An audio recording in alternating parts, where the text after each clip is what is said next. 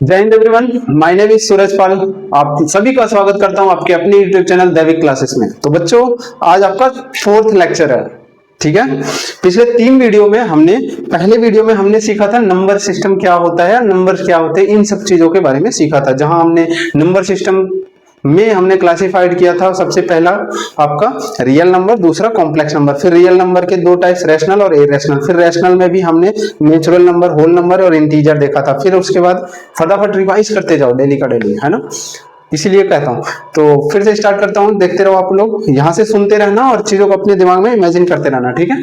तो पहले लेक्चर में हमने क्या पढ़ा था, नंबर सिस्टम। नंबर सिस्टम में हमने क्या किया था, नंबर सिस्टम को, नंबर को इमेजिन किया था, नंबर क्या होता है। फिर हमने नंबर सिस्टम को क्लासिफाई किया था किसमें किसमें, पहला था रियल नंबर, दूसरा कॉम्प्लेक्स नंबर। रियल नंबर क्या होता है, ऐसे नंबर जो नंबर लाइन पे रिप्रेजेंट किया जा सके, उन्हें रियल नंबर कहते हैं। कॉम्प्लेक्स नंबर क्या होता है, ऐसे नंबर जो इमेजिन किए जा सके, इसे इमेजिनरी नंबर भी कहा जाता है, ठीक है। फिर हमने रैशनल नंबर को 2 क्लासिफाइड किया था, रैशनल नंबर और इरेशनल नंबर। रैशनल नंबर क्या होता है, ऐसे नंबर जिनको हम p बाई क्यू के फॉर्म में रिप्रेजेंट करें, जहां p और q इंटीजर है और वो दूसरा p और q एक सिंपलेस्ट फॉर्म में रहेंगे, ठीक है, या को प्राइम नंबर होंगे, या और भी कुछ कहना चाहो तो p और q को प्राइम नंबर हो, ठीक है। और जहां पे q is not equal to 0 हो, तो ऐसे नंबर को हम क्या कहते हैं, रैशनल नंबर। दूसरा इररेशनल नंबर क्या होता है, ऐसे नंबर या दो number which are non repeating non terminating is called irrational number. फिर हमने रैशनल नंबर में किसको देखा, नेचुरल नंबर। नेचुरल नंबर क्या होता है, counting number is called natural number. फिर हमने देखा होल नंबर। होल नंबर क्या होता है, काउंटिंग नंबर प्लस 0 या natural number plus 0 is called whole number. फिर तीसरा हमने देखा integer, all positive all natural number with negative natural number and together with 0 and the mid is called integer. फिर हमने नेचुरल नंबर में भी types देखा, odd number, even number, composite number, prime number, coprime number. Odd number 2 से divisible ना हो, even number 2 से divisible हो, कंपोजिट नंबर जिसके खुद और एक के अलावा और कोई फैक्टर हो, प्राइम फैक्टर हो, उसे कंपोजिट नंबर। फिर को prime number, basically prime number क्या होता है, ऐसे नंबर जिनके सिर्फ और सिर्फ एक और खुद ही को प्राइम फैक्टर हो, या ऐसा नंबर जो खुद या एक से डिविजिबल हो, ऐसा भी कह सकते हो, ठीक है। दूसरा फिर हमने बताया को prime number. Coprime number किसके लिए होता है, पेयर ऑफ नंबर्स के लिए होता है। उसमें क्या होता है चीजें, उसमें 2 नंबर ऐसे होते हैं जिनमें कोई भी कॉमन फैक्टर नहीं होता, ऐसे नंबर को हम क्या कहते हैं, को प्राइम नंबर कहते हैं। यहां तक समझ में आया। फिर उसके बाद इधर चीजें समझना शुरू किया था हमने दूसरे लेक्चर में। दूसरे लेक्चर में हमने क्या देखा था, किसी भी रैशनल नंबर को नंबर लाइन पे कैसे रिप्रेजेंट करते हैं। फिर हमने तीसरे लेक्चर में आए। फिर तीसरे लेक्चर में हमने क्या देखा कि रैशनल नंबर दिया उसको डेसिमल में कैसे रिप्रेजेंट करेंगे, और फिर डेसिमल से रैशनल में कैसे रिप्रेजेंट करेंगे, ठीक है। तो हमारा चल रहा था बेसिकली डेसिमल नंबर को डेसिमल टू रैशनल कन्वर्जन, यही चल रहा था ना, इस पे बेस्ड क्वेश्चन चल रहे थे। इस पे हमने 2 क्वेश्चन कर लिए। पहला क्वेश्चन ये था, पहले टाइप का क्वेश्चन ये था, फर्स्ट टाइप का जो क्वेश्चन था वो था टर्मिनेटिंग डेसिमल का। किसका, टर्मिनेटिंग डेसिमल का। टर्मिनेटिंग डेसिमल जैसे 0.534, इसको करो तो इसको सिंपली 534 डिवाइड बाई 1000 कर दिए, फिर इसको सिंपलीफाई कर लो 2 से, जो आएगा वो हो जाएगा। ये कैसा था, टर्मिनेटिंग। फिर दूसरा हमने क्या देखा था, सेकंड टाइप क्या देखा था, सेकंड हमने देखा था कि नॉन टर्मिनेटिंग बट रिपीटिंग। अब इसमें क्या होगा, इसमें जैसे ऐसा मिला था 0.3 पे बार या 0.5 पे बार, ठीक है। अब थर्ड टाइप का क्वेश्चन सॉल्व करेंगे। थर्ड टाइप क्या होता है समझाएंगे। ऐसे नंबर जो इसी कैटेगरी का है, वो इसी कैटेगरी का है, लेकिन वो लेटर सपोज 5.354 सिर्फ 4 पे बार लगा हो, ऐसे नंबर। अब कहोगे ऐसे तो इसी के जैसे सॉल्व होंगे, नहीं, इसमें थोड़ा सा डिफरेंट होगा। हमने क्या कहा, देखो, अगर बार पॉइंट के जस्ट बाद से ही शुरू होता है और पूरे नंबर पे हो जाता है, तो उनका सॉल्यूशन अभी हम पिछले वीडियो में कर लिए हैं। लेकिन अगर बार जस्ट पॉइंट के बाद वाले नंबर से नहीं शुरू होता है, कहीं और से और पीछे से शुरू होता है, तो ऐसे क्वेश्चन का सॉल्यूशन थोड़ा सा डिफरेंट होगा। एकदम वैसे ही होगा बस थोड़ा सा डिफरेंट होगा आपको, ठीक है। तो आज हम ऐसे क्वेश्चन का सॉल्यूशन देखेंगे, ओके। समझ में आया। तो 3 कैटेगरी में ऐसे डिवाइड करना क्वेश्चन को। जो डेसिमल टू रैशनल कन्वर्जन है, उसमें सबसे पहले डेसिमल जो टर्मिनेटिंग टाइप के नंबर हैं इनका बहुत ही इजी है। फिर दूसरा है नॉन टर्मिनेटिंग बट रिपीटिंग, वो भी कैसे, जो डेसिमल के जस्ट बाद ही चीजें आ गई। कभी क्या ऐसा हो सकता है, क्या कभी ऐसा कोई डिविजिबल, अब आप जैसे ये एक सवाल आप ये पूछ सकते हो, क्या सर कभी कोई डिवीजन में ऐसा हो सकता है कि 5.35 पे बार है फिर इधर 4 6 आ गया। नहीं, कभी भी ऐसा नहीं हो, क्योंकि ये 5 बार का मतलब होता है इनफाइनाइट, फिर 4 6 कैसे मिल गया, आपको कभी भी ऐसा होगा ही नहीं, जब भी बार होगा हमेशा पीछे वाले नंबर के ऊपर जरूर होगा। अब वो डिपेंड करता है, अब वो वाला बार समझो ऐसे कभी नहीं होगा। अब ये वाला बार जो है ना हमेशा पीछे वाले नंबर से ही शुरू होगा, वो डिपेंड करेगा चाहे इन दोनों पे रह ले, चाहे इस अकेले पे रह ले, चाहे इन तीनों पे रह ले, चाहे यहां तक आ जाए। ठीक है, समझ में आया? यानी इतना सब चीजों, क्या डेसिमल क्रॉस कर सकता है? एक सवाल ये भी हो सकता है, क्या डेसिमल क्रॉस कर सकता है ये बार? तो नहीं, डेसिमल भी नहीं क्रॉस करेगा। समझ में? हमेशा डेसिमल के बाद ही बार लगेंगे। अब आप कहोगे कि हाँ ठीक है, समझ में आ रहा? तो डेसिमल के बाद बार लगेंगी और स्टार्ट कहां से होता है? उधर से होता है। और अगर ये डेसिमल एकदम इस डिजिट तक नहीं पहुंच पाए, यहां बीच में तक रह गया, ये थर्ड टाइप का क्वेश्चन है, आज हम इसको सॉल्व करेंगे। ओके चलो बच्चा, तो आप लोग कॉपी और पेन निकालो और आराम से बैठो, चेयर वगैरह लेके, तब तक हम क्वेश्चन लिख दे रहे हैं किताब से उठा के। ठीक है, सो बुक्स में एक क्वेश्चन शुरू करते हैं। सो हमने यहां तक कर लिया था, ठीक है। अब आज हम ऐसे क्वेश्चन देखेंगे, जैसे क्वेश्चन नंबर पहला है 0.32 बार, सिर्फ 2 पे बार है। ठीक है, और अगला जैसे 0.123 ओनली 3 पे बार है। ठीक है, ये दूसरा। तीसरा जैसे 0.00352 इस पे बार है। ठीक है, इन तीनों क्वेश्चन को सॉल्व करेंगे। ओके, और एक क्वेश्चन ले लें, चौथा क्वेश्चन जैसे ये ले लेना है आगे वाला 15.712 इस पे बार ले ले रहा है। ठीक है, और बस इतना। ठीक है, चलो इतने क्वेश्चन का सॉल्यूशन। इस क्वेश्चन में क्या कह रहा है? डेसिमल टू रैशनल कन्वर्जन करना है, जहां पे अब ऐसे टाइप के क्वेश्चन आ रहे हैं, क्या है, बार पूरे इस डेसिमल के बाद जो डिजिट है वहां तक नहीं लगा रहे, तो हम कैसे सॉल्व करेंगे? तो ध्यान से देखो, हमने माना let x is a rational number, x is a rational number equal to x is a rational number of 0.32 bar. So x is equal to क्या हो जाएगा? 0.32 बार। ओके, अब ध्यान दो, अब हम अगले स्टेप में क्या करेंगे, इसको डायरेक्ट यहां पे पॉइंट नहीं पहुंचाएंगे कि यहाँ एक डिजिट बाद पहुंचाए, पहले यहां से यहां पहुंचाएंगे पॉइंट को, यहां से यहां। सो इसके लिए क्या करेंगे?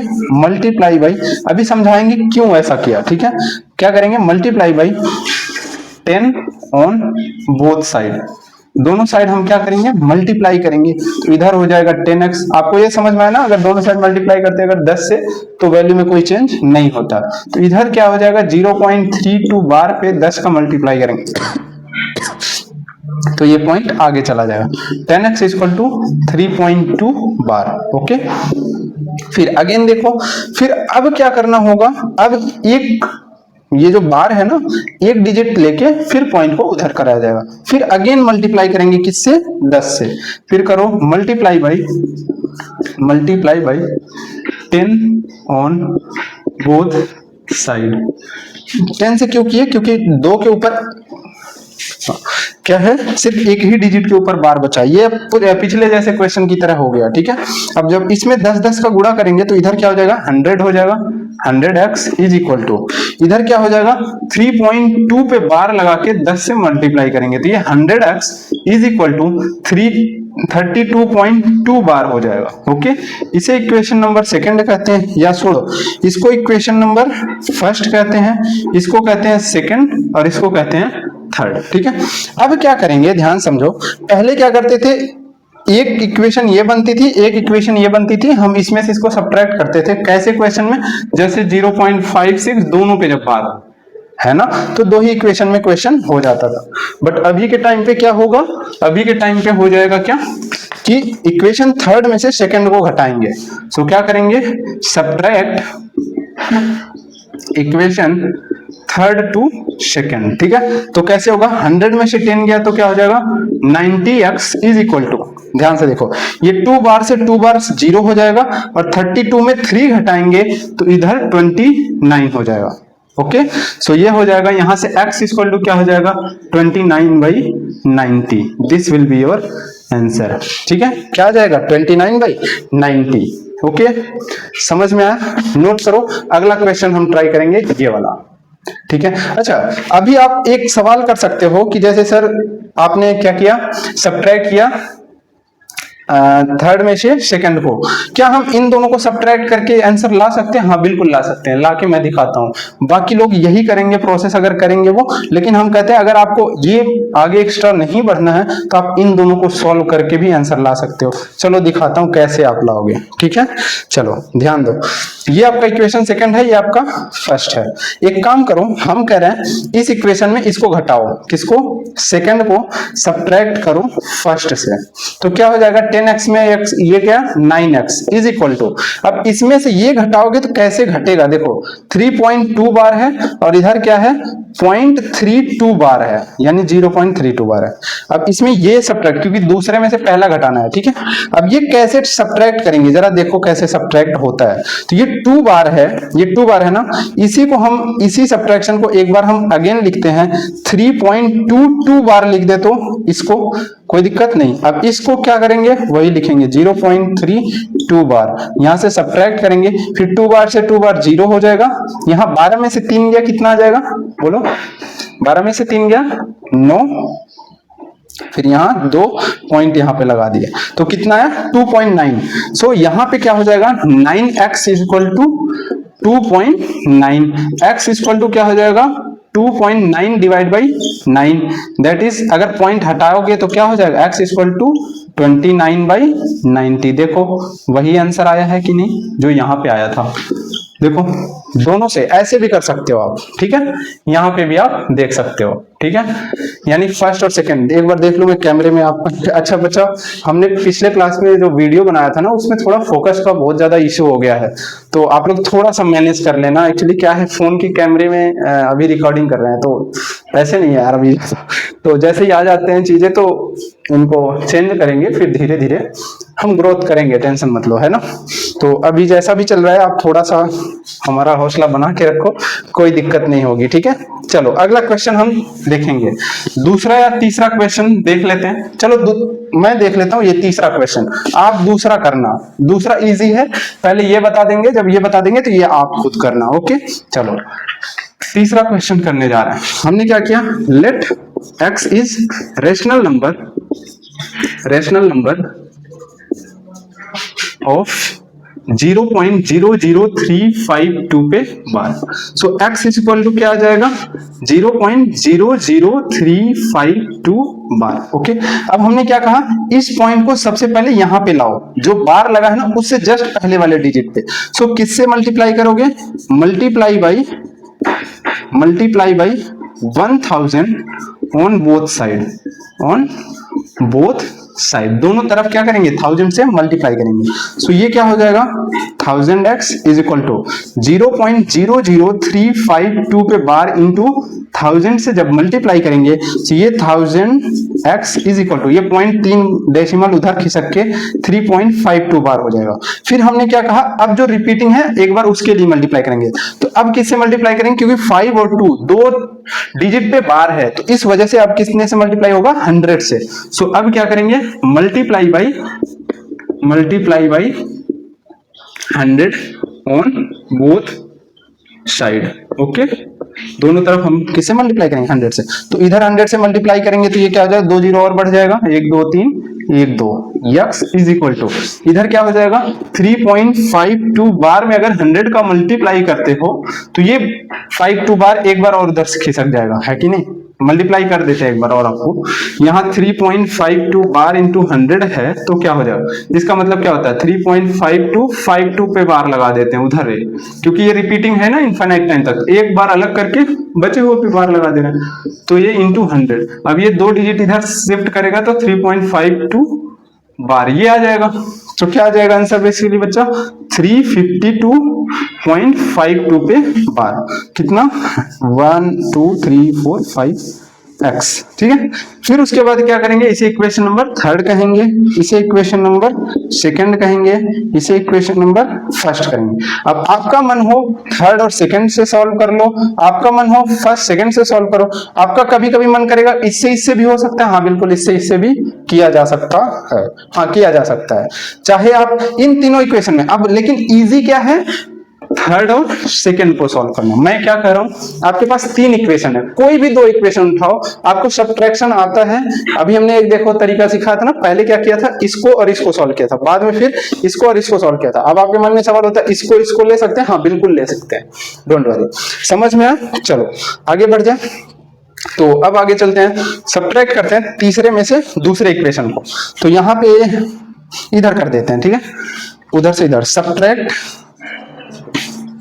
Equation third to second. So ये क्या है, लगभग ये है इतना।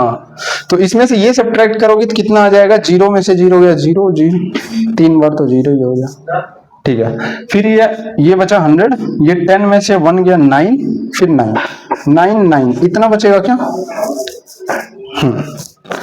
ठीक है, okay.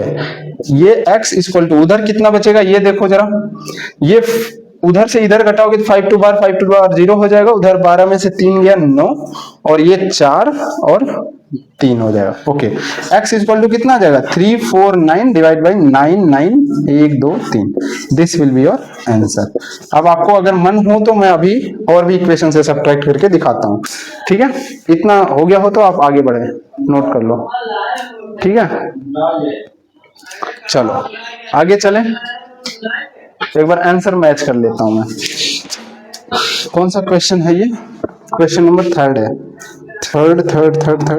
Third yes, 349 divide by 99000। Okay सही है आंसर, ठीक है। चलो आगे बढ़ते हैं। सो अभी हम थर्ड में से सेकंड सब्ट्रैक्ट किए, एक बार मैं फर्स्ट सेकंड को सॉल्व कर देता हूं।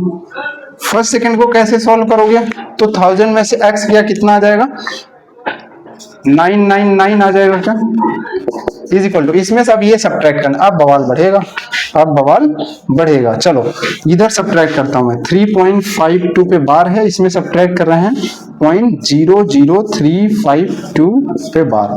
इस 52 पे बार लिखने की वजह मैं 5252 इस पे बार लगा देता हूं। सो अभी क्या हो जाएगा चीजें, अब देखता हूं मैं, क्योंकि ये सब्ट्रैक्शन शायद थोड़ा डिफिकल्ट पड़े। 3.52 5252 00352 ये हो रहा है, ओके ठीक है, okay okay okay okay okay okay okay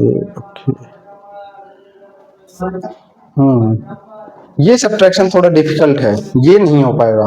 क्यों नहीं हो पाएगा ये समझाता हूँ।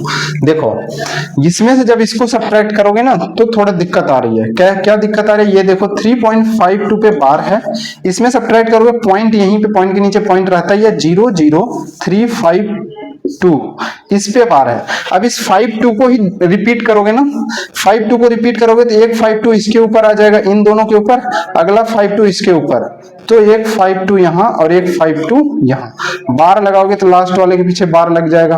अब लेकिन सब्ट्रैक्ट करोगे तो बड़ी दिक्कत आएगी, क्योंकि 52 के नीचे 52 बार रहेगा तभी कैंसिल कर सकते हो। अब इधर थोड़ा सा इम्पॉसिबल लगेगा, यानी यहाँ पे फेल कर जाएगा, यहाँ पे नहीं आप सब्ट्रैक्ट कर पाओगे। ओके अच्छा, और भी कोई, जैसे अभी किसको किया था, सेकेंड। अब एक बार फर्स्ट और थर्ड को देख लेते हैं, क्या ये हो जाएगा, तो देखते हैं एक बार।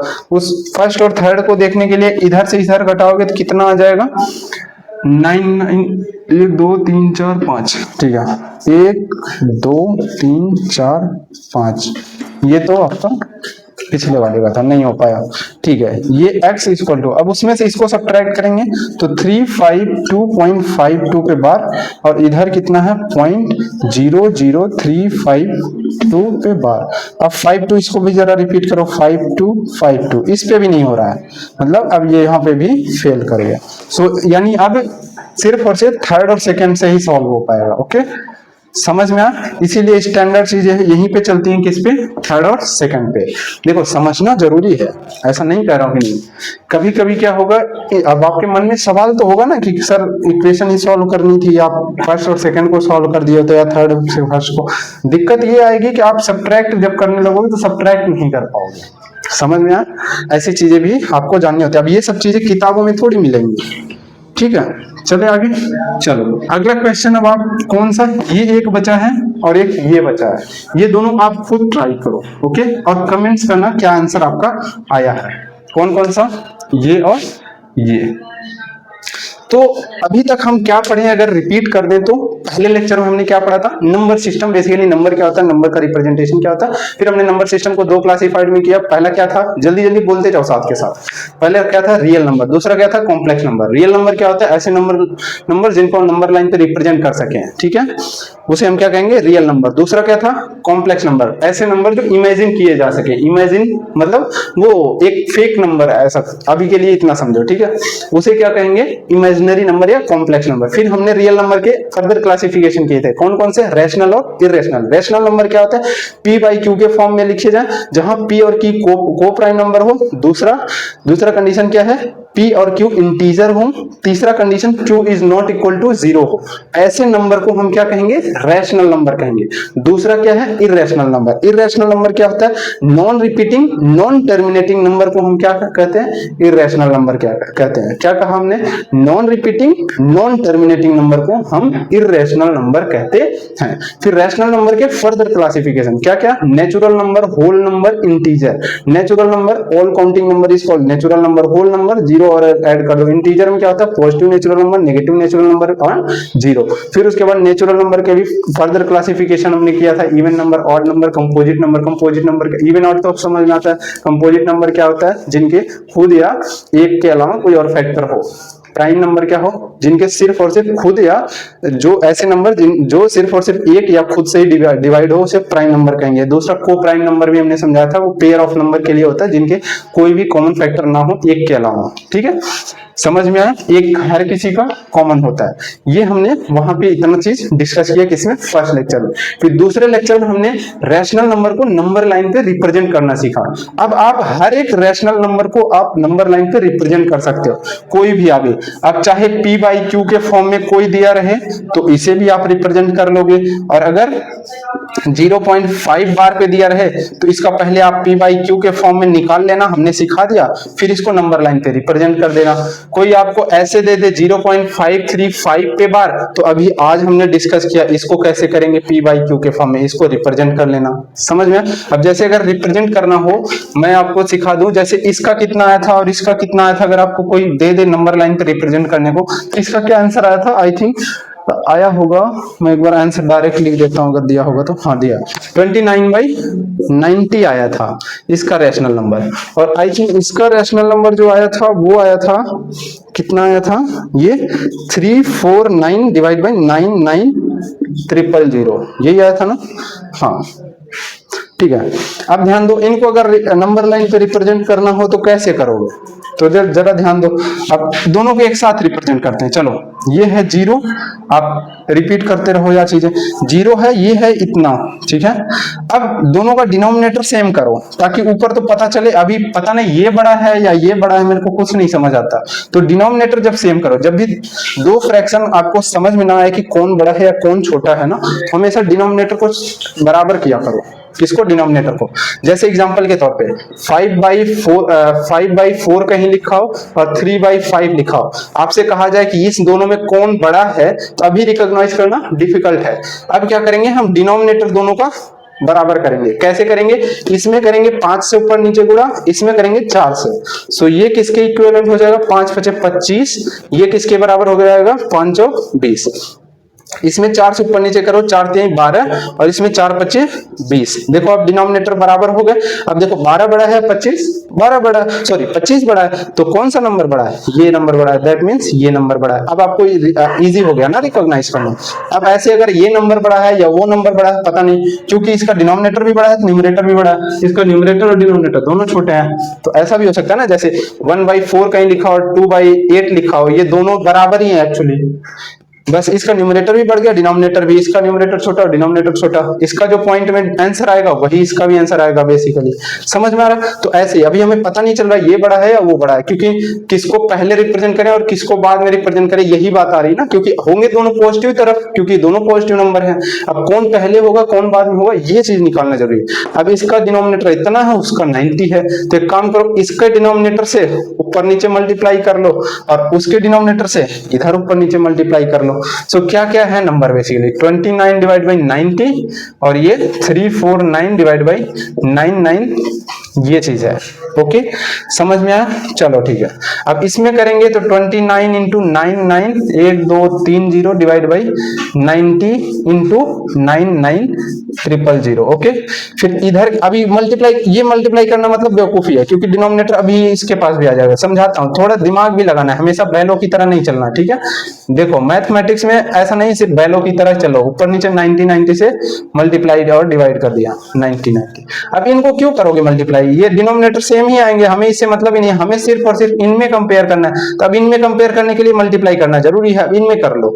जैसे 29 इंटू 99 से करना है तो 3 जीरो तो आंसर में आएगा, सिर्फ 29 इंटू 99 कर लो, 99 इंटू 29, 1 कैरी 8, 9 जा 81, 8 कितना हो जाएगा 89, फिर 2 9 जा 18 कैरी 1, 2 9 जा 18, 1 19, कितना हो जाएगा 1 7 और 7 8 और ये 2, कितना आ गया 2871, और ये कितना हो जाएगा? तो इसको भी देखो, इसको डायरेक्ट कर दो 90, डायरेक्ट 9 से 9 मल्टीप्लाई करो। सो 9 9 जा 81 कैरी 8, फिर 9 4 जा 36, 36 और 8 कितना हो जाएगा 44, ठीक है, कैरी 4, फिर 9 3 जा 27, कैरी था 4, 11 और 1 2 1 3, ठीक है, ये आ जाएगा और 1 0 भी आ जाएगा, यानी इतना आया। देखो 2 2 4 और ये 2 2 4 1 5, ये बड़ा है ना, कौन बड़ा है? ये, दैट मीन्स ये बड़ा है, ये बड़ा है मतलब ये बड़ा है, दैट मीन्स ये बड़ा है, ठीक है। सो कुल मिला जुला के कितना हो जाएगा 29 बाई 90 इधर, और ये 349 डिवाइड बाई 9 9 1 2 3 इधर। इसी का इक्विवेलेंट अगर कोई कहे तो आप ये लिख देना, दैट इज द 0.32 बार का रिप्रेजेंटेशन है, और ये किसका 0.00352 बार का रिप्रेजेंटेशन है। कर लोगे आप? बोलो समझ में? तो ये पहले वीडियो में हमने देखा था कि नंबर लाइन पे कैसे रिप्रेजेंट करते हैं। सो ऐसे नंबर का अगर नंबर लाइन पे रिप्रेजेंट करना होगा तो आप कर लोगे। फिर हमने थर्ड वीडियो में क्या देखा था?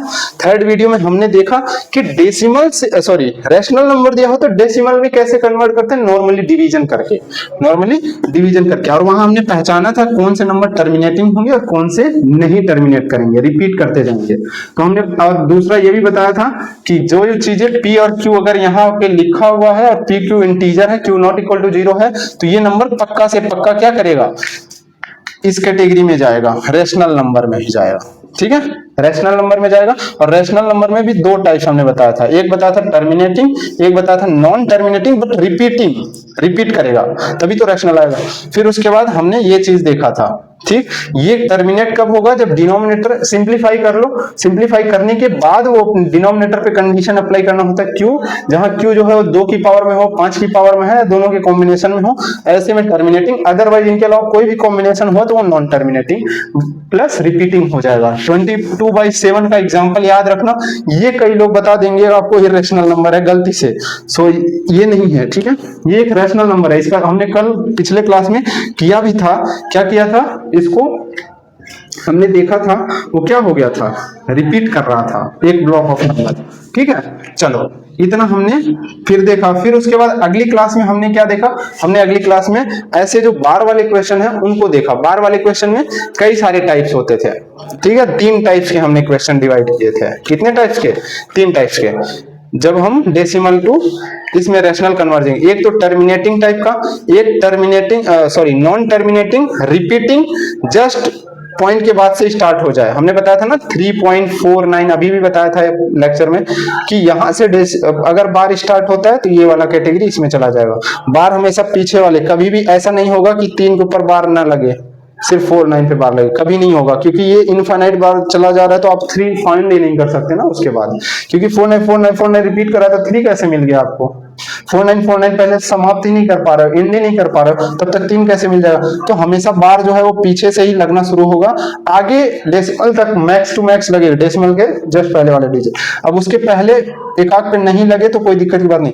अब ठीक है, अब अगर ऐसा है इन डेसिमल से लेके पूरा लास्ट तक है तो ये इस टाइप का होगा, और 3.493 अगर यही सिर्फ इतने पे लगे, यानी एक भी एटलीस्ट एक भी डिजिट अगर छूट गया तो इस कैटेगरी में चला आएगा, जो कि आज हमने सॉल्व किया।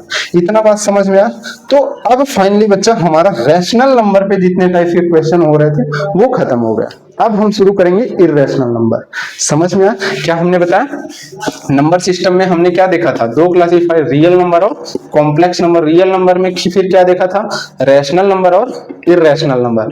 रैशनल नंबर पे जितने सवाल हो सकते थे उतने करा दिए। अब शुरू करते हैं इर्रेशनल नंबर। ओके, मजा आ रहा है ना पढ़ने में? काफी इंटरेस्टिंग लग रहा होगा, ऐसा शायद ही कोई पढ़ाया हो आपको, ठीक है, यूट्यूब वगैरह पे। चलो शुरू करते हैं, ठीक है।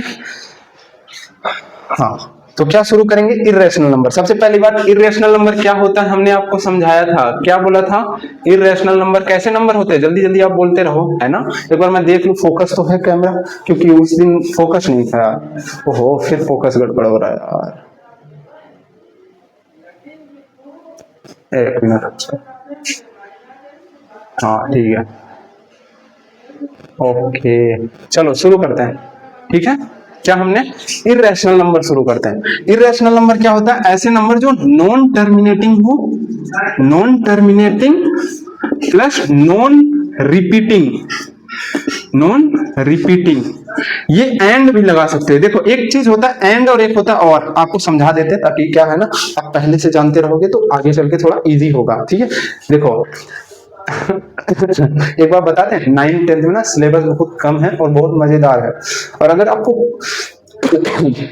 थोड़ा अगर होशियारी अगर आप दिखा सको ना बच्चा, आप थोड़ा ना लोगों से ज्यादा पढ़ो, 11th-12th की कंटेंट थोड़ा थोड़ा लेते रहो, ठीक है। होगा क्या पता है, अभी ना सिलेबस इतना छोटा है ना, और इच्छा इतना ज्यादा रखो कि चीजों को ऐसे खाने की प्रवृत्ति रख लो अपने अंदर, ठीक है। कोई अगर ज्यादा समझाए ना, उधर टूट पड़ो कि हाँ अरे आगे वाली चीज पढ़ा रहे, पढ़ लेते हैं। क्योंकि 9th-10th में अगर जितना डेप्थ पढ़ लो, अरे हम लोग जब अपने टाइम पे थे यार 3-3 4-4 किताब लगा डालते थे मैथ्स में। हकीकत बता रहे हैं आपको, बहुत रियलिटी बता रहे हैं। आप जैसे ये देख रहे हो ना, एक आरडी तो 2-3 बार तो लगा ही लेते थे। अभी आप लोग भी लगा लोगे, टेंशन मतलब। पहली बार समय लगता है, दूसरी बार बिल्कुल समय नहीं लगता। आरडी लगा लेते थे, आरएस भी लगा लेते थे। आप कहोगे इतनी सारी किताब कहां से? था दोस्तों को मांग उठा के ले आते थे। गधे बच्चे होते थे, वो पढ़ते नहीं थे ना, और उनसे अगर कोई पढ़ने वाला बच्चा मांगे ना, वो इतना खुश होके देते थे कि कोई पूछा मत, ऐसा लगता था। कभी कभी ऐसा भी होता है, अरे ऐसा नहीं करना चाहिए, बट दे देते थे। वो बहुत हेल्पफुल हो जाते थे उस टाइम, वो बेचारे बहुत बहुत मदद किया। अरे यार, अपनी ऐसी कंडीशन थी ना, किताब मैं हिंदी मीडियम की किताब उठा के लगाता था, कसम से बता रहा हूँ, रियलिटी। मेरे घर में जो बड़े बड़े भाई वगैरह जो पढ़ के छोड़े थे किताब ना, वही लगाते थे हम लोग हिंदी में। इसीलिए मुझे बहुत सारी चीज हिंदी में ही पता है। हाँ, परिमेय संख्या, इसे अपरिमेय संख्या बोलते हैं, ठीक है। नॉन टर्मिनेटिंग मतलब जो अंत ना हो सके, और ये नॉन रिपीटिंग मतलब जो पुनरावृत्ति ना करे। समझ में यार, पुनरावृत्ति इसे बोलते हैं हिंदी में, बार बार ना आवे।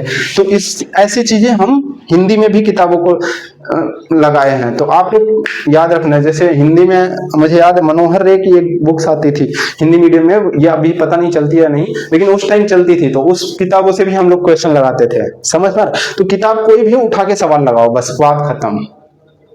समझ में आया? और नहीं आ रहा, आरएस लगा लो, आरडी लगा लो। और भी आप कहोगे तो मैं 2-3 पब्लिकेशन, एनसीईआरटी तो ऐसे ये सब किताब लगा रहा तो ऐसे फूक दोगे, एनसीईआरटी उड़ जाएगा। हकीकत बता रहे हैं, एनसीईआरटी तो मैं कभी रिकमेंड करूंगा ही नहीं कि आप अभी शुरू करो या पढ़ो। एनसीईआरटी छोड़ दो। आप अगर हकीकत की पढ़ाई करना चाह रहे हो तो आप अच्छी बुक्स और अच्छी चीजों कंटेंट को रखो, ठीक है। और बुक्स वगैरह अगर नहीं आपके पास, अगर आप भाई नहीं सक्षम हो या खरीदने वगैरह के लिए, तो यार एक बहुत हार्श रियलिटी बताता हूँ यार, बहुत ही, ठीक है। देखो, गरीबी वगैरह हर किसी के घर में है, ठीक है। आपको एक बात बता दूं, हम कोई बहुत बड़े घर से नहीं आते। मैं जो है ना 10th जब पास कर लिया, तो उस टाइम पॉलिटेक्निक का एग्जाम होता था, यूपी पॉलिटेक्निक का। उसमें मैंने एग्जाम दिया था, 100 में से लगभग 92 सवाल सही हुए थे। तो उस टाइम मेरा कोचिंग में बैनर भी लगा था, बड़ा अच्छा लगा था। सो उसी कोचिंग में ना सर जो है हमें पढ़ाने के लिए कहे कि आ जाओ सूरज पढ़ा लो। समझ में मेरे जीवन में ना उस सर का बहुत बड़ा योगदान है यार। अगर टीचिंग फील्ड में कोई उतारा है मेरे को ना, तो वही सर ही उतारे हैं मेरे को। समझ में आ रहा है? जो आज आपको मैं दे रहा हूँ दैविक क्लासेस ना, मेरे दैविक नाम का कोई मेरे यहाँ है ही नहीं है कि क्या बताए। तो ये दैविक क्लासेस उन्हीं कोचिंग का नाम है। जब मैं यूट्यूब चैनल बनाने लगा था तो मेरे को समझ ही नहीं आ रहा था क्या नाम रखूं, तो मैंने उठा के दैविक क्लासेस ही रख दिया। उस टाइम फी वगैरह कुछ नहीं मिलते थे, बट बच्चे जो पढ़ते थे ना उनको बहुत अच्छे समझ आता था। समझ में आया? फीस मैं भी इतना समझ लो, उस कोचिंग की फीस 500 थी ना, तो मेरे से सब 400 लेते थे। समझ में आया? और उस कोचिंग की फीस मैं भरने के लिए क्या ही बोलूं यार, मतलब नहीं बोलना चाहिए, बट हाँ बहुत सारी चीजें हैं यार। मतलब गांव में गाय भैंस होते हैं ना, दूध वगैरह बेचना, ले जाते थे सुबह बेचना। आपको अगर कहूं कि बच्चा आपको ले रहा हूं दूध ले जाओ और आप उसके घर दे के आओ जिसके घर की कोई लड़की आपके यहाँ पढ़ रही हो या आपके साथ पढ़ रही हो, कितना वो होगा यार। ऐसी जगह पे भी हमने दूध वगैरह बेचा है। ठीक है, तो अब कोई उस टाइम जब इतना सब कुछ कर लिया, तो अब लाज शर्म नाम की चीज कुछ रही नहीं। ठीक है, घर वाले ही धोके पिलवा दिए, चल पी, जबरदस्ती। कभी कभी होता है, अरे यार बचपन में ऐसी चीजें बड़ा मैटर करती थी, बट अब बड़े हो गए तो समझदार हो गए। 9th 10th 8th वगैरह में तो ये होता था कौन जाएगा उसके यहाँ दूध लेके, बट डब्बा दे देते भर के ले जाओ, ये भी करना होता था। और दूसरा एक मैंने उधर जो मेरे गांव है ना, वहां से बाजार है थोड़ी दूर पे, तो वहां भट्टी लगता था। तो उपले वगैरह होता है ना, भट्टी चलाने के लिए ना उपले पहले लगाते थे। एक्चुअली जो जैसे भट्टी होती थी ऐसे जलानी है ना, तो इसमें ऐसे सरिया वगैरह होता था। इस सरिये पर कोयला रखोगे तो डायरेक्ट नीचे गिर जाता था। तो इस पे पहले उपले रखते थे, उसके बाद कोयला रखते थे ताकि जले, फिर बड़ी बड़ी कढ़ाई चलती थी। तो इस उपले को लिए ना, वो हमारे घर से उपले लेते थे, तो मैं बोरी में भर भर के उस उपले को ले जाता था। तो उस टाइम 100 उपले देता था, 100 रुपए देता था, प्लस मिठाई देता था। उस मिठाई और 10 रुपए दिया, फिर बाद में 20 रुपए भी कर दिया था कि हाँ ये बच्चा लेके आ रहा है, इसको 10 या 20। अरे बहुत उस समय का वो 10 रुपए या 100 रुपए ना बहुत बड़ी अमाउंट होती थी हमारे लिए, क्योंकि वो 100 रुपए वीक में एक बार पहुंचाता था, हर संडे को। 4 वीक पढ़ते लगभग 400 रुपए हो जाते थे। तो ये कोचिंग की फीस हम दे देते थे 400 सर को। और ये जो 10-10 बच्चा कभी कुछ खा पी लिए या कुछ भी हो जाता था इससे। समझ में आया? तो ऐसी ऐसी फेज भी आप जियोगे। ठीक है, आप कोई बहुत बड़ी वो मत समझो। अगर आप वीक हो कोई दिक्कत नहीं, कोई समस्या नहीं। अरे ज्यादा दिक्कत हो यार, मुझे भी पता है घर वाले पैसे नहीं देते। कभी कभी हमारे भी घर वाले जब बोलते थे कि हाँ एग्जाम आ रहा है, किताब खरीदना है ना, तो बोलते थे भैया वाला उठा के पढ़ ले। अब क्या बताऊं उनको यार, उनको नहीं समझ है। मतलब अगर उनको इन द सेंस नहीं समझ है क्योंकि वो पढ़े नहीं है। हमारे घर वाले तो बहुत ज्यादा लिटरेट नहीं है, भैया वगैरह हैं, बट मम्मी नहीं पढ़ी लिखी हैं। पापा तो पढ़े लिखे हैं, पापा से कौन ही जाता मांगता है, जनरल मम्मी से ही मांग लेते हैं। मम्मी वगैरह ना कर देती यार। कई बार गार्जियन भी बड़े किसी घर बड़े खड़ूस होते हैं। मान लो अगर कोई गार्जियन आपके घर में मालिक जो है कोई बड़े पिताजी वगैरह है ना, तो थोड़ा सा और ज्यादा सहना पड़ता है। ये चीजें हमने देखा है, ज्वाइंट फैमिली में मैं भी रहा हूँ, बहुत अलग ही लेवल का तनाव होता है यार वहाँ घरों में। तो वो सब कोई दिक्कत नहीं। अरे ज्यादा दिक्कत हो ना, मेरे एक बार की बात बताता हूँ। मेरा एक दोस्त था ना, उसका यूपी बोर्ड का एग्जाम एकदम सर पे आ गया। और उस टाइम ना यूपी बोर्ड का सीरीज लेना बहुत जरूरत होता है, जो जरूरी ही होता है। तो उसके घर वाले यार उसको सीरीज के लिए पैसे ही नहीं दे रहे। तो मैंने क्या किया, बोला इधर आओ। तो उसके पिताजी की एक साइकिल थी पुरानी टूटी फूटी, बोला इसको साइकिल कोई बेच देते हैं। ठीक है, तो उसका काम मैंने किया था, उठा के ले गया, साइकिल बेच दिया। और उससे जो भी आया उसने सीरीज खरीद दिए। बाद में पता चला साइकिल किधर गई, हल्ला हो गया, चोरी हो गई। चोरी हो गई तो चोरी हो गई, क्या करें अब। तो ऐसे भी अगर काम अगर आपको करने पड़े तो कर लिए रहो यार, कोई दिक्कत नहीं है। देखो मेरे वही टीचर मेरे को सिखाते थे, अगर शिक्षा के नाम पे की गई चोरी नहीं होती, कर लियो, कोई दिक्कत नहीं है। घर में ऐसा चीजें हो तो ठीक है, ज्यादा दिक्कत हो तो मेरे सारा इल्जाम बोल दियो, सूरज सर ने बोला था, मैं संभाल लूंगा। ओके ठीक है, चलो आगे चलते हैं।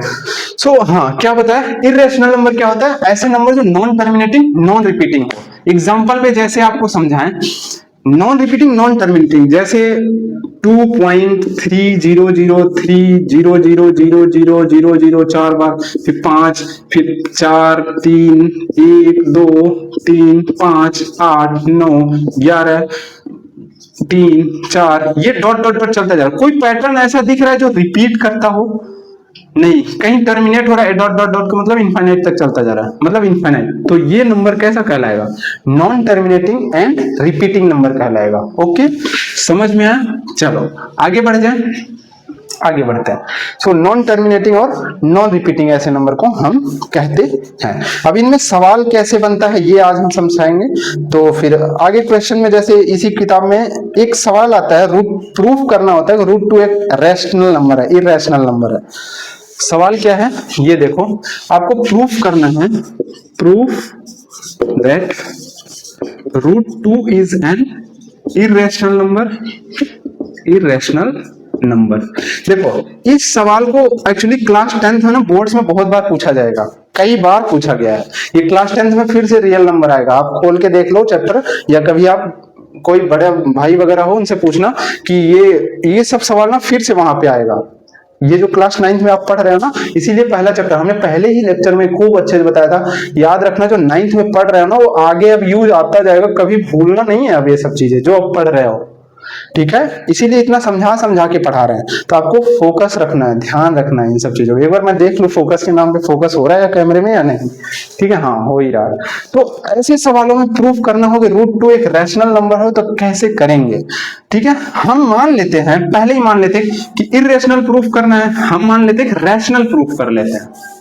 हम इसको मान लेते हैं कि रैशनल है, तो हम let root two is a rational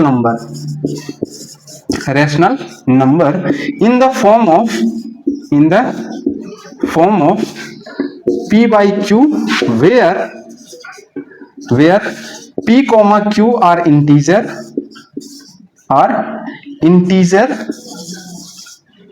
and co-prime number, ठीक है? where p comma q are integer and co-prime and q is not equal to 0। ये बात हमने मान लिया, माना कि कोई, हिंदी में बोल दिया, ठीक है? लेट कर लिया, मान लिया कि रूट टू एक रैशनल नंबर है जो कि किसके फॉर्म में है? p बाई q के फॉर्म में है, जहां पे p और q एक इंटीजर नंबर है, ठीक है? और को प्राइम जहां पे ये q is not equal to 0। ये रैशनल नंबर का परिभाषा है, डिफिनीशन है। क्या है? रैशनल नंबर का डेफिनेशन है। आपको समझ में आ रहा है ना? रैशनल नंबर का डेफिनेशन यही था, जहां p और q एकदम सिंपलेस्ट फॉर्म में हो। कैसे हो? एकदम ही सिंपलेस्ट फॉर्म में। So root two is equal to p by q आपने मान लिया। अब हम करते हैं squaring on both side, squaring on both side. जरा देखो क्या होगा, तो रूट टू का whole square is equal to p by q का होल स्क्वायर। हमने बताया था दोनों तरफ स्क्वायर कर सकते हो, है ना? स्क्वायरिंग ऑन बोथ साइड, ठीक है? ये क्या हो जाएगा? रूट टू का स्क्वायर मतलब, अच्छा अभी एक्सपोनेंट और पावर भी पढ़ाएंगे ना, तो वहां पे और ये सब चीजें बताएंगे कैसे सॉल्व होता है। जैसे इसका मतलब क्या होता है, रूट टू अगर कहीं लिखा हो ना, ये इक्विवेलेंट होगा 2 की पावर 1/2 हाफ, ठीक है? ये लिखा नहीं जाता। अगर कहीं रूट टू के अलावा ये इसका अंडरस्टैंडिंग होता है कि यहाँ पे 2 आपने लिखा हुआ है, 2 लिखते नहीं बेसिकली, ठीक है? और अगर 2 के अलावा कोई भी नंबर होता है, जैसे क्यूब रूट लिखा हो कहीं भी, तो इसका मतलब ये होता है 2 की पावर 1/3, ऐसे लिख सकते हो, ठीक है? और ये चीज लिखा हो या डायरेक्ट सिंपली सिर्फ रूट 2 लिखा हो, ठीक है? एक्चुअली इसका स्क्वायर रूट कहते हैं, ठीक है? तो इसका मतलब ये होता है और इसका मतलब 1/2 होता है, और इसका मतलब 1/3। और भी कोई रैंडम पावर लेटर सपोज हो जाए 4 हो जाए, तो यहाँ पे 8 का पावर 4 हो जाए तो 8 की पावर 1/4 लिख लेंगे। इतनी बात समझ में? सो ऐसा समझो, ओके? सो यहाँ 2 की power 1/2 whole the power square equal to p by q का होल स्क्वायर, ठीक है? आगे समझते जाओ। ये इसकी मतलब पावर के ऊपर अगर पावर रहता है तो मल्टीप्लाई करते हैं। अगर कहीं लेटर सपोज 2 की पावर m है, उसकी भी पावर n है, तो पावर के ऊपर पावर रहता है तो हम मल्टीप्लाई कर देते हैं, ओके? ये बात आप समझ लो। अभी हम एक्सपोनेंट में पढ़ेंगे, अभी 8th में थोड़ा बहुत पढ़े होगे तो आपको समझ में आ ही रहा होगा बेसिकली। सो इसके जब मल्टीप्लाई करोगे, सो 2 की पावर 1/2 इंटू 2 कट जाएगा ना, 1 हो जाएगा, 2 की पावर 1 मतलब 2 हो जाएगा। तो डायरेक्टली लिख दे रहा हूं मैं, 2 is equal to p square by q square. ठीक है, यहां से p square equal to 2q square लिख सकते हैं क्या? जरा समझो, समझ में आया? बोलो, इतनी बात समझ में आ रही? एक बात बताओ, अगर p square equal to 2 times of q square है, दैट मीन्स पी स्क्वायर जो नंबर है ना वो 2 इंटू क्यू स्क्वायर, क्यू एक इंटीजर है, इसका मतलब ये एक इवन नंबर है, इवन नंबर है जिसका कॉमन फैक्टर 2 है। अगर ये दोनों, पहली बात ये समझो, ये बराबर का साइन है, बराबर का साइन मतलब पी स्क्वायर जो है वो इसके बराबर है 2 इंटू क्यू स्क्वायर के।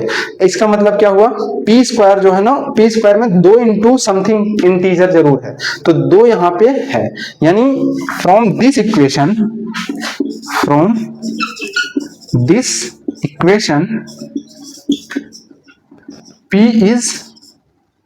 P is multiple of 2। ठीक है, दैट इज किसका मल्टीपल है?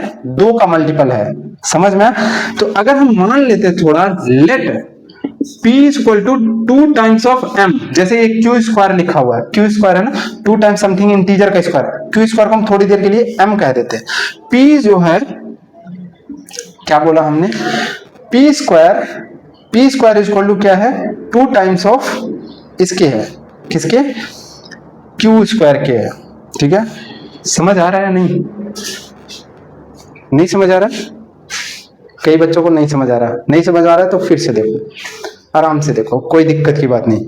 यहां तक समझ में आया है? 2 equal to p square by q square, इसको हमने क्रॉस मल्टीप्लाई किया तो p square equal to 2q square है।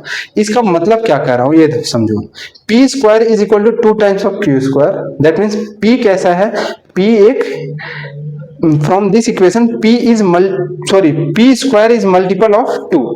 पी स्क्वायर किसका मल्टीपल है? 2 का। समझ में? अब एक थियरम होता है, वो थियरम भी 10th में पढ़ा था मैं, बट थियरम ये कहता है कि अगर कोई पी स्क्वायर नंबर है, अगर उसको कोई इंटीजर, नॉन जीरो इंटीजर, कोई आई जो है, अगर पी स्क्वायर को डिवाइड कर रहा है ना, तो पी को भी डिवाइड करेगा। क्या कर रहा हूं, कोई इंटीजर आई है जो नॉन जीरो इंटीजर है, अगर वो पी स्क्वायर को डिवाइड करता है, समझ में आ रहा है? अगर कोई, मैं आपको वो थियरम आपको समझा ही देता हूं, ये थियरम आपको यहाँ पे भी दिया है, शायद इसमें भी दिया है, वो थियरम आपको समझाना पड़ता, बट कोई नहीं, मैं आपको समझा दूंगा। वो एक्चुअली क्लास 10th में फिर से पढ़ाऊंगा, वो थियरम इसमें नहीं दिया है। ठीक है, ये थियरम क्लास 10th में आता है। तो एक काम करते हैं, अभी के लिए आपको बहुत इजीली तरीके से मैं आपको समझा देता हूं ताकि आप समझ लो। ठीक है, ये थ्योरम दिख नहीं रहा है मेरे को, कहीं दिख जाए तो मैं बताऊं। एक सेकंड बचा, मैं चेक ही कर लेता हूँ एक बार। किसी किताब में मैंने देखा था, बट पता नहीं कौन सी किताब में देखा था वो थ्योरम।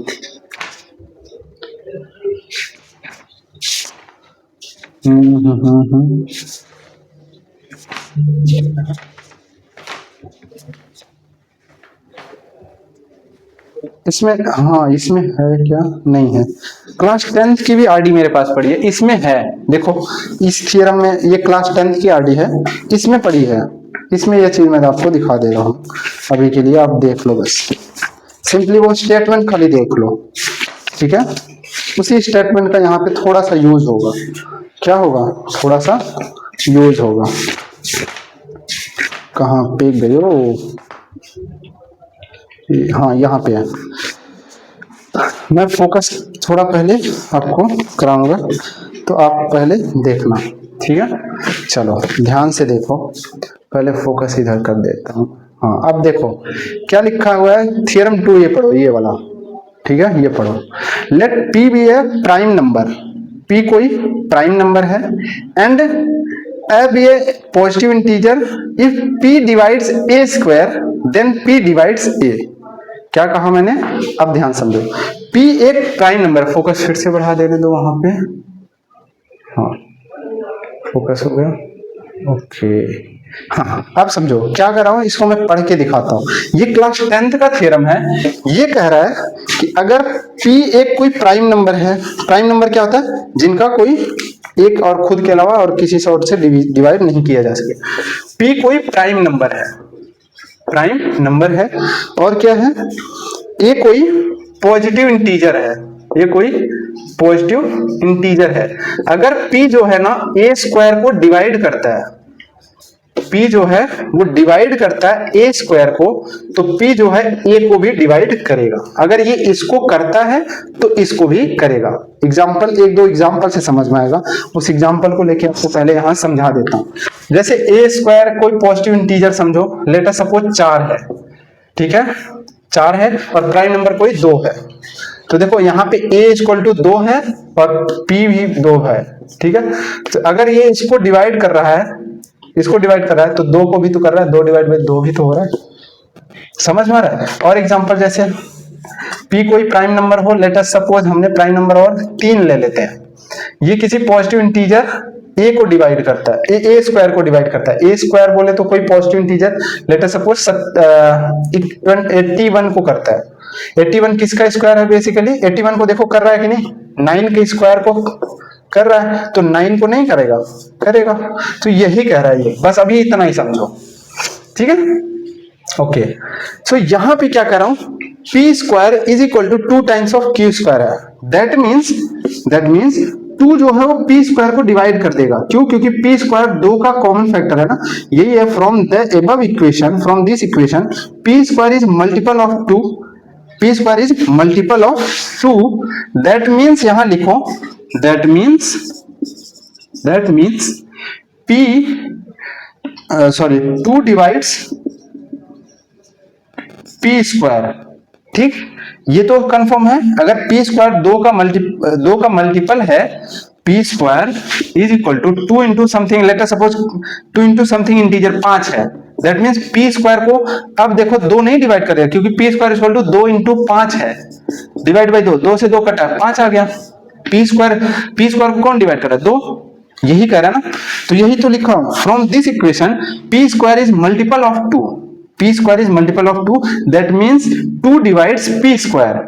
देन अब आगे जो लिखने जा रहा हूं वो समझो, फ्रॉम थियरम, फ्रॉम या यूजिंग थियरम, यूजिंग थ्योरम, यहाँ पे नोट में लिख दे रहा हूं इन क्लास 10th, ओके। ये क्लास 10th, एक्चुअली ये सवाल ही क्लास 10th का है, 9th में इसलिए करा दे रहा हूं क्योंकि आरडी में दे रखा है, तो थोड़ा सा कर लो। अगर ये सवाल आपको समझ में ना आए ना, कोई दिक्कत नहीं, बेफिक्र रहो, यही सवाल जो मैं 10th में कराऊंगा ना, आप ऐसे चुटकियों में करोगे।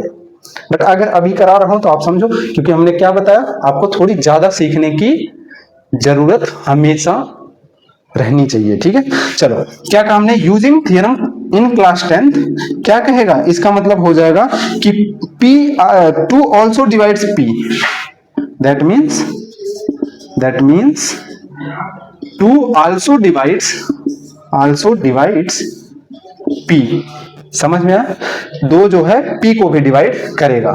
हम थोड़ी देर मानते हैं, जब मान लो p को अगर 2 डिवाइड कर दिया, 2 डिवाइड किया तो कट पिट के एकदम कुछ न कुछ नंबर आएगा ना, कुछ न कुछ नंबर आएगा। सो ये p क्यों कटा होगा, क्योंकि p भी 2 इंटू समथिंग इंटीजर m जरूर होगा, तभी तो ये p भी डिवाइड, 2 p को भी डिवाइड कर पाएगा कि नहीं। मेरी बात समझ में आ रही है, ये पहले ये बात समझो मैं क्या कहना चाह रहा हूं।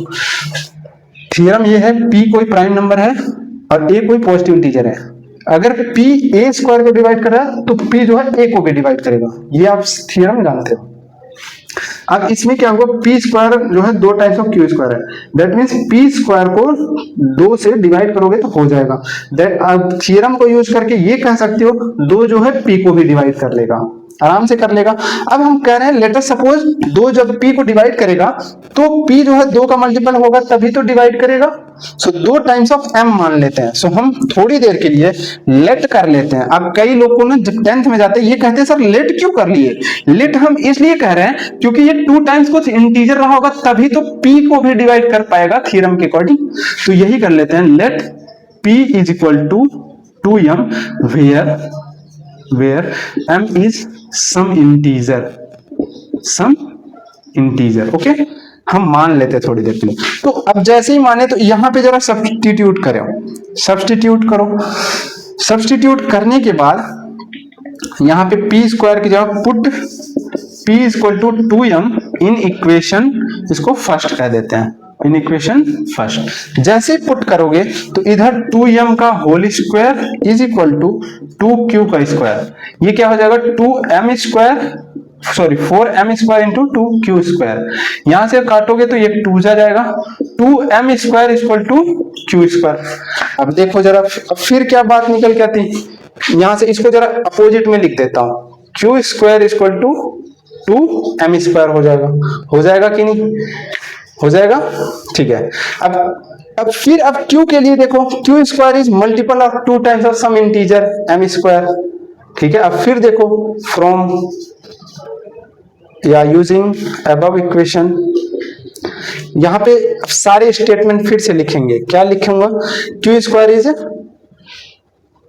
Equal to 2m square, that means q square is a multiple of 2, या दूसरी भाषा में 2 इज डिवाइड, या 2 सॉरी ऐसा लिखते हैं, ठीक है, that means 2 divides q square, ये कहना चाह रहा हूं मैं। क्या बोला हमने, q square equal to 2m square है, तो 2 डिवाइड्स q स्क्वायर, ठीक। Then from theorem 2 also divides q, 2 एक प्राइम नंबर है ना, 2 एक प्राइम नंबर है और q स्क्वायर कुछ पॉजिटिव इंटीजर हो, 2 also divides q, that means इसका मतलब क्या होगा, q जो है अगर 2 से डिविजिबल हो रहा है, तो q अगर 2 से डिविजिबल हो रहा है तो इसका मतलब q भी 2 का कुछ ना कुछ मल्टीपल रखा होगा। सो हम मान लेते हैं लेट q इक्वल टू, या यही अब मानना नहीं है, ऐसा ही छोड़ दो, 2 जो है वो q स्क्वायर को डिवाइड कर रहा है, then from theorem 2 also divides q, that is q is also multiple of q is also multiple of 2। इतना समझ में आ रहा है, देख ले तो मैं कैमरे में दिख रहा है नहीं, हाँ दिख रहा है। अब जरा ध्यान दो, एक बात बताओ, यहां जरा ध्यान दो, हमने कहा था यहां इसको इक्वेशन फर्स्ट कर दिए, यहां तक समझ में आया। ये एक बात यहां समझो, let p equal to 2m, that means 2 also divides p। हाँ, ये एक जो सेंटेंस लिखा हूं इसको ध्यान से पढ़ो, और ये जो सेंटेंस लिखा हूं इसको ध्यान से पढ़ो। इन दोनों सेंटेंस को हम एक इक्वेशन नाम दे देते हैं, इक्वेशन 1 नाम दे दिया तो इसको 2 कह देते हैं, इसको 3rd कह देते हैं। इन दोनों से क्या कंक्लूजन मिलता है, 2 आल्सो डिवाइड्स p और 2 also divides q।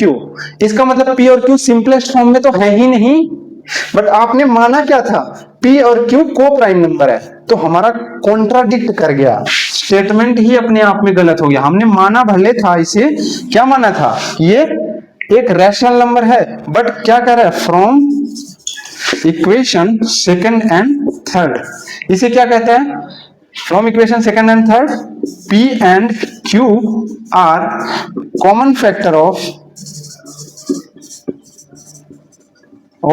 2, but we assume that p q are co-prime number। हमने मान लिया था ना p और q कैसे नंबर है, co-prime number, hence our assumption is wrong,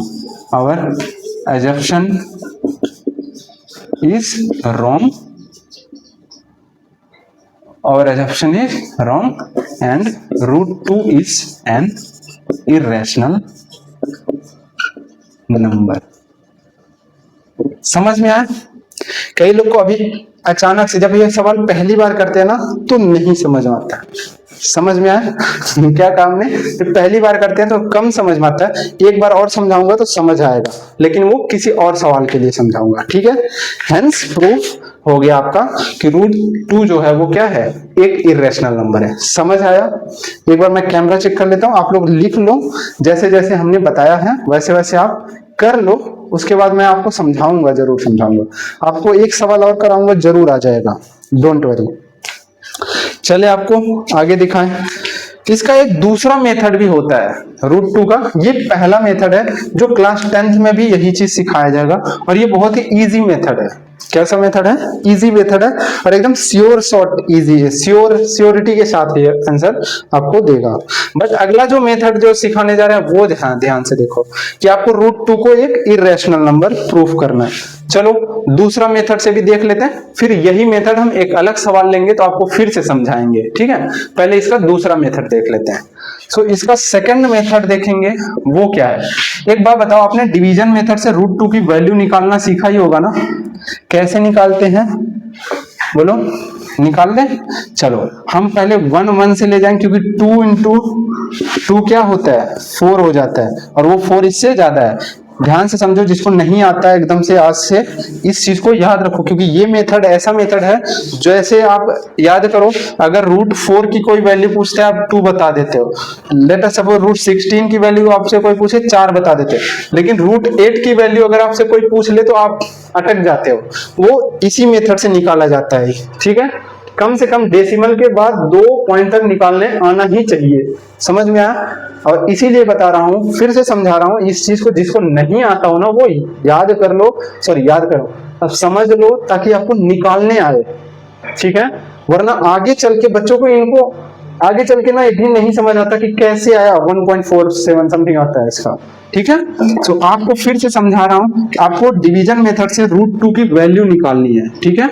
हम क्या करते हैं, इस 2 जो लिखा हुआ है इसमें हम नंबर ढूंढते हैं, ठीक है। और मान लो कि हम नंबर ढूंढना शुरू किए 1 2 3 ऐसे छोटे नंबर से बड़े नंबर तक जाते हैं। उसके बाद जो नंबर हम ढूंढ रहे हैं ना, उस नंबर को उसी के साथ मल्टीप्लाई करेंगे। अगर वो नंबर इससे ज्यादा हो गया तो वहां तक नहीं जाएंगे, जस्ट उसके पीछे वाला नंबर उठा लेंगे। अब जैसे 1 इंटू 1 क्या होता है 1, लेकिन 2 इंटू 2 क्या होता है 4। सो किसको उठाएंगे? क्योंकि 4 4 से ज्यादा हो गया तो हम इसको उठाएंगे, ठीक है। तो यहां लिखेंगे 1, यहां लिखेंगे 1, और यहां लिखेंगे 1। समझ में आया कैसे गया? 1 इंटू 1 दैट इज, यहां पे ले गया 1, यहां पे ले जाओ 1, यहां लिखो 1, यहां एक बार और 1 लिखो। फिर से समझाता हूं, ध्यान समझो। यहाँ 2 है, आपने ढूंढ लिया 1, आपने ढूंढ लिया 1, यहां लिखो 1, 1 इंटू 1, यहां पे भी 1 लिखो, और जो आप नंबर ढूंढे हो ना, जो आप नंबर ढूंढे हो वो एक आंसर में यहाँ सिर्फ और सिर्फ लिख दो। और उसी नंबर को यहाँ 2 बार लिखना होता है, यहाँ 1 बार, ठीक है। इधर 2 बार लिखना होता है उसी नंबर को, इधर 1 बार और इधर 1 बार, कुल 4 बार 4 जगह लिखना होता है, ठीक है। आगे बढ़ते हैं। इधर क्या होता है? इधर जोड़ना होता है 1 इंटू 1 2। इधर क्या करना है? घटाना है। पहले जोड़ना है फिर घटाना है, पहले जोड़ना है फिर घटाना है। 2 में से 1 गया 1, ओके। अब क्या करेंगे? अब ध्यान दो, ये जो 2 दिखा ना, 2 के बगल में अब हम एक एक डिजिट रखेंगे और फिर उसी डिजिट से मल्टीप्लाई भी करेंगे। जैसे यहाँ पे रखा 1, यहाँ भी रखा 1, फिर 21, ये बन गया पूरा का पूरा 21, और ये बन गया 1। 21 का 1 में गुणा करोगे लगभग 21 आ जाएगा। अब इस 21 को चेक करो, क्या इससे बड़ा है? हाँ बिल्कुल बड़ा है। अरे यार, ये तो 1 भी नहीं रख पा रहा है। इंटीजर ही जनरली रखते हैं तो 1 भी नहीं रख पा रहे हैं, तो क्या 0 रख दें? 0 अभी नहीं रखना है ना। तो अब हम क्या करेंगे? मतलब कुछ भी नहीं रख पा रहे हैं, इधर 1 से ही रखते हैं जनरली, 1 0 वगैरह भी नहीं रखेंगे। क्या रखते हैं हम? 1 से हम आगे यहाँ पे बगल में रखते हैं। तो अब हम क्या करेंगे? अब लगाएंगे यहाँ पॉइंट, यहाँ लगाएंगे पॉइंट, और यहाँ उतारेंगे 2 डेसिमल, सॉरी 2 0, ठीक है। अब चलो रखते हैं। अब हम रखें 2 के बगल में फिर से 1 रखा, 1 रखा, अब देखो 21 आ गया। अभी 21 100 से छोटा है। फिर आगे यहाँ पे फिर से 2 से 2 रखेंगे, 2 इधर भी रखेंगे, 2 इधर भी रखेंगे। अब इसको करेंगे तो 44 आ जाएगा, अभी भी छोटा है। फिर चेक करो 3 रख के, ये क्या हो जाएगा 9, ये क्या हो जाएगा 6। अब एक बार चेक करो 4 रख के, ये कितना हो जाएगा 6 कैरी 1, 4 2 8 1 9, 96। अब एक बार 5 रख लो, 5 रखोगे जैसे ही 25, 5 2 10 2 12, 125, ये हो गया ज्यादा, तो किसको रखेंगे? इसको। सो 4 यहां रखेंगे, 4 यहां रखेंगे, 4 यहां रखेंगे, और इन दोनों को मल्टीप्लाई करेंगे तो यहां रखेंगे। जैसे इन दोनों को मल्टीप्लाई किए थे तो यहां रखे और 1 इधर रखे। 3 जगह ये चीज सेम चलेगा, 1 जगह इन दोनों का मल्टीप्लाई रखेंगे, ठीक है। 4 जगह एक्शन परफॉर्म होता है, ये बता दिया हम मैंने पहले। 4 जगह 1 2 3 4 4 जगह एक्शन परफॉर्म होगा। सेम जो नंबर आपने ढूंढ लिया है उसको यहाँ पे 2 बार लिखना है, एक बार ऊपर चढ़ाना है और फिर इन दोनों को मल्टीप्लाई करके इधर लिखना है। अब इन दोनों को जैसे मल्टीप्लाई करोगे तो 96 इधर लिखो, फिर उसके बाद इनको क्या करेंगे, ऐड करेंगे, इनको क्या करेंगे, सब्ट्रैक्ट करेंगे। इनको ऐड करो 8, इनको करोगे 2, फिर इधर क्या आ जाएगा 4। समझ में आया? अब ध्यान से देखो क्या, अब देखो 28 के बगल में कौन सा नंबर इधर इधर रखे हैं कि 4 से बड़ा ना, कुछ भी रखोगे तो हमेशा 4 से बड़ा ही हो जाएगा, एक भी रखोगे तो भी 4 से बड़ा हो जाएगा। तो अब क्या करेंगे, पॉइंट ऑलरेडी लगा है तो 2 जीरो उतार सकते हैं, ठीक है। अब चेक करो 2811 रखेंगे तो 281 आ जाएगा, और 282 रखेंगे तो कितना आ जाएगा, 4 6 2 2 4 1 5। देखो ये ज्यादा हो गया तो इसे नहीं लेंगे, इसे लेंगे। सो 1 ले जाएंगे इधर, 1 ले जाएंगे इधर, ठीक है, और 1 ले जाएंगे इधर। अब इसको करेंगे इधर मल्टीप्लाई करके इधर लिखेंगे। सो 281 इधर करेंगे ऐड, इधर करेंगे सब्ट्रैक्ट। ये 2 हो जाएगा, ये 8 हो जाएगा, ये 2 हो जाएगा, ये हो जाएगा 9, ये हो जाएगा 9 में से 8 गया 1, यहाँ हो जाएगा 3 में से 2 गया 1। कितना आ गया, 119 आ गया। फिर आगे बढ़ेंगे, फिर अब ऐसे चेक करेंगे। अब आगे क्या होगा, 282 के बगल में कोई डिजिट रखेंगे यहाँ और यहाँ, मल्टीप्लाई करके चेक करेंगे।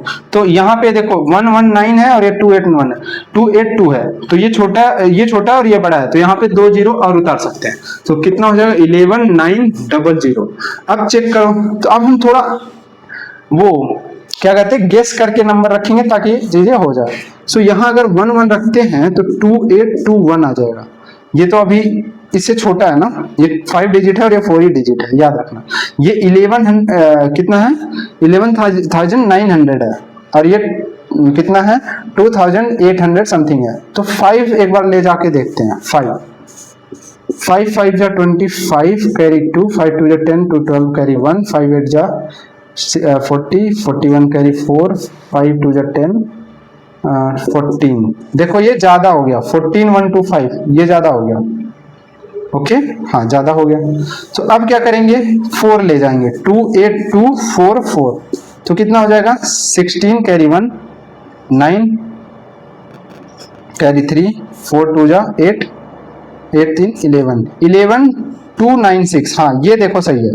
तो कितना जाएगा, 4 इधर और मल्टीप्लाई करके इनका कितना है, 11296। उसके बाद इनको ऐड करना, इनको सब्ट्रैक्ट करना, इधर भी 4 लिख लेना।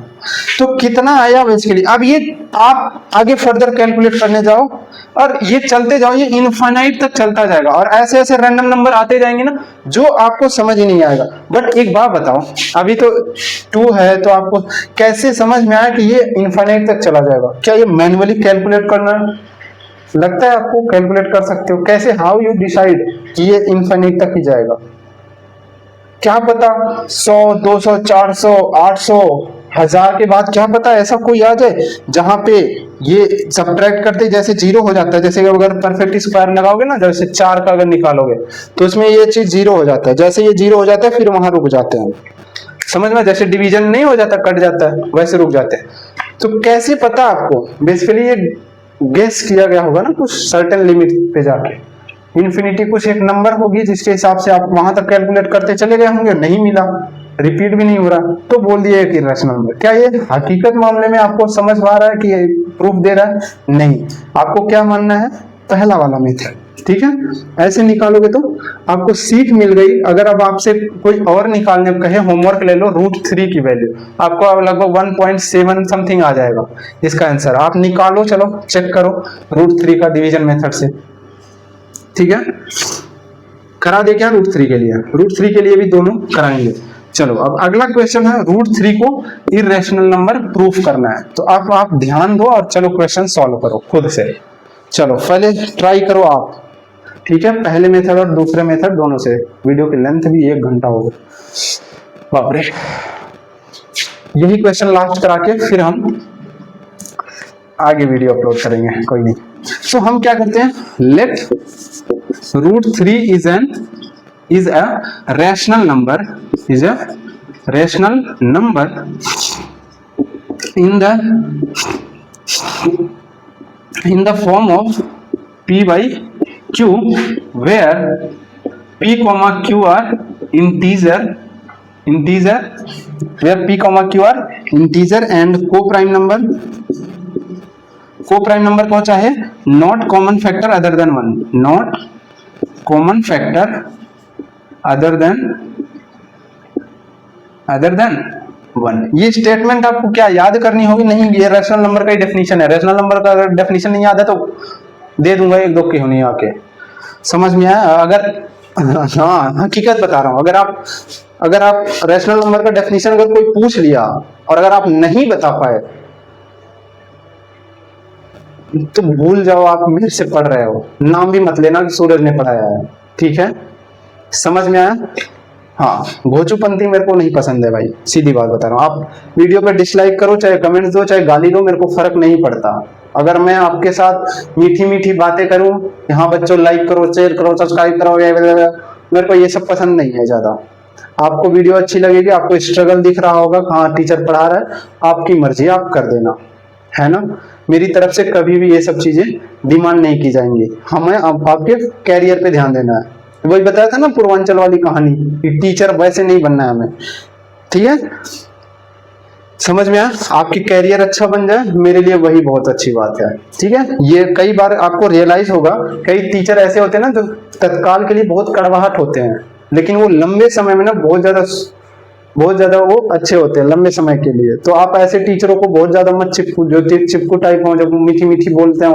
और पढ़ाने के नाम पे खुश हो जाएं वैसे टीचरों के पीछे बच्चे देखते हैं आजकल बहुत ज्यादा भागते हैं समझ में आया कि हाँ ये टीचर नंबर दे देगा ये दे देगा नहीं जाना है भाई ऐसे टीचरों के पास रहो जो मारता हो कोई दिक्कत नहीं हाँ मारता है गुस्सा करता है पर पढ़ाता ढंग का हो बस ठीक है जरूरी होता है हर चीज जरूरी होती है जीवन में पिटाई कुटाई सब जरूरी होता है समझ में आया हाँ अब आप कहोगे कि ह्यूमन राइट्स वगैरह ये वो फलाना ढंग ना तो अपना ह्यूमन राइट्स अपने अंदर डाल लो मेरे को नहीं फर्क पड़ता अगर आप मेरे आसपास अगर पढ़ाई करोगे तो जरूरत पड़ने पे मैं पीटता भी हूँ बहुत भयानक पीटता हूँ समझना एक तो साल भर में बहुत कम ही डंडे उठाता मैं 1-2 बार उठाता हूँ और जिस दिन उठाता हूँ बकायदे पीटता हूँ बना के पीटता हूँ समझ में आया जानवरों की तरह बिना सांस लिए पीटता हूँ मैं और एक ही सांस में पीटता हूँ एक ही को पीटता हूँ ना डंडे तो वहीं टूट जाते हैं उसके बाद दोनों हाथ धप धप पीटता हूँ एकदम बराबर पीटता हूँ ये एटीट्यूड ना मेरे एक टीचर था उससे आया था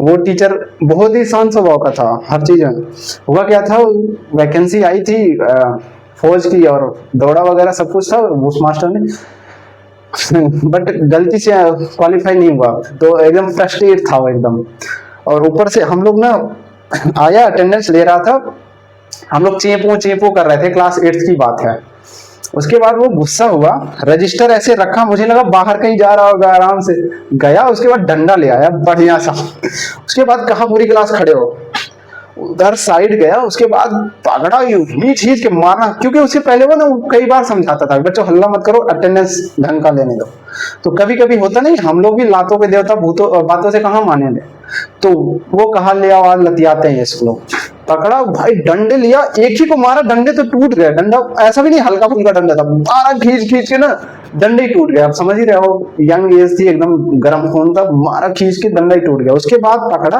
हम लोग ठंडी का समय था ऐसे स्वेटर पकड़ा ऐसे खींचता था डेस्क उसके बाद धापता पीटता था एकदम उसके बाद फिर दूसरे पीटा तीसरे पीटा चौथे हम लोग को तो बहुत ज्यादा कोई फर्क घर पे जाके बताओगे घर वाले और कचरते थे हम लोग की हिम्मत नहीं होती थी अगर स्कूल में मार खा गए घर वालों से बता सके आजकल के गार्जियन क्या है बच्चे को थोड़ा पीट दो ना तो वो भी पहुंच जाते हैं स्कूल में काहे मारे कभी और कुछ गार्जियन होते हैं पिटाए तो भले पिटाए और हम लोग के गार्जियन वो भाई अगर पिट गए हो ना घर पे बताओ मत हाँ पिटाई हुई है वरना वो कहेंगे और क्यों नहीं मारा मास्टर ने ऐसा होता था घर वाले एक अलग ही स्वैग में रहते थे हाँ जिस दिन कभी फीस वगैरह देने स्कूल में आ जाते थे ना उस दिन हमारी कपकपी होती थी कि ऑफिस में बुला न ले समझ गया ना क्योंकि गार्जियन शिकायत किया ना घर का इस टीचर से तो टीचर पूरी क्लास में 3-4 दिन तो पकड़ के पीटेगा हर एक छोटी छोटी गलतियों पे इसीलिए हम लोग एकदम दहशत में रहते थे जब घर से कोई आता था स्कूल वगैरह में एकदम डरे स्कूल में नहीं बुलाते थे घर वालों को ये थी उस टाइम की चीजें समझ में तो हाँ आगे आ जाओ √3 एक √3 को प्रूफ करना था कि इरेशनल नंबर है हमने मान ही लिया इसके उल्टा कि ये रैशनल नंबर है जो कि p by q के फॉर्म में जहां p और q एक इंटीजर है को प्राइम नंबर है and q is not equal to 0 है Q is not equal to 0 है। तो आपका √3 इज इक्वल टू, क्योंकि जगह ज्यादा चाहिए तो हम देख ले, √3 is equal to P by Q, squaring on both side, squaring on both side. तो दोनों साइड स्क्वायर करने पे √3 का whole square equal to P by Q का होल स्क्वायर।